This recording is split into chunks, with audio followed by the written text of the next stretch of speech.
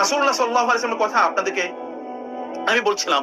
রাবিয়া তিনি একবার রাসূল সাল্লাল্লাহু আলাইহি ওয়াসাল্লাম থেকে জেগে উঠলেন।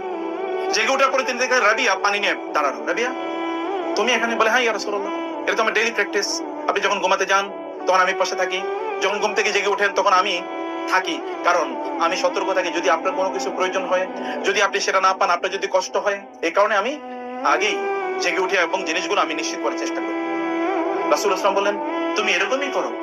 বলে হ্যাঁ আমি তো ডেইলি এরকম করি। রাসূলুল্লাহ সাল্লাল্লাহু আলাইহি ওয়াসাল্লাম অবাক হয়ে গেল।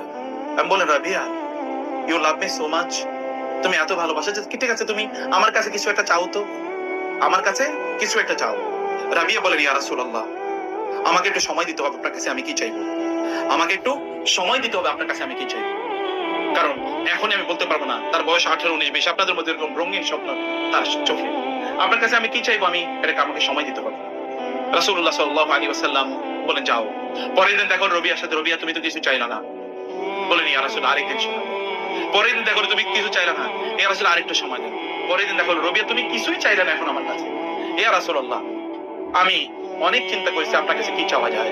আমি যখন বুঝলাম আল্লাহর সাথে আপনার মর্যাদার লেভেলটাকে আমি যখন বুঝতে পারলাম, তখন আমি বুঝলাম আপনার কাছে এমন কিছু চাওয়া দরকার যেটা চাইলে আল্লাহ আমাকে দিয়ে দেবেন। সেটা কি? সেটা হলো উরিদু মুরাফাকাতাকা ফিল জান্নাহ, আমি জান্নাতে আপনার সাথে থাকতে চাই। আমি জান্নাতে আপনার সাথে থাকতে চাই। একটু চিন্তা করে দেখেন তো, আপনি হলে কি বলতেন? প্রাইম মিনিস্টার এসে আপনাকে বলছে যে কিছু একটা চাও, বলবেন আমার একটু সচিব বানিয়ে দেন, আমি পুলিশের অফিসার, আমি একটা ব্যবসা করে দেন, আমি কিছু ক্যাপিটাল দেন, আমি একটা ব্যবসা করতে চাই, কিছু একটা তো এরকমই কিছু বলার কথা আমাদের। অথবা কেউ কেউ বলতে পারে যারা বিয়ে পাগলা, বলতে পারে আমি একটা বিয়ে করতে চাই, বউ দেন।